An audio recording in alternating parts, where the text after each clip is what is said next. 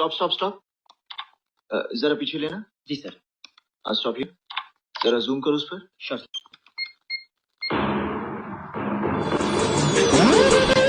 मित्रांनो, तर आज आपण जाणून घेणार आहोत लौकिका रस म्हणजेच दुधी भोपळ्याचा ज्यूस याविषयी माहिती। दररोज आपण कामानिमित्त बाहेर पडतो व आपले जेवण वेळेवर होत नाही, त्यामुळे आपल्याला बाहेरील तळलेले पदार्थ उदाहरणार्थ वडा, भजी, सँडविच, बर्गर असे वेगवेगळे पदार्थ खावे लागतात। हे पदार्थ खाल्ल्यामुळे झालेले अपचन व अपचनामुळे आलेला लठ्ठपणा म्हणजेच वाढलेले वजन हे तुम्हाला देखील कमी करायचे आहे का? जर तुम्हाला हे वजन कमी करायचे असेल तर तुम्हाला दुधी भोपळ्याचा रस हा पिलाच पाहिजे। तर हा रस कसा प्यायचा आहे सांगतो।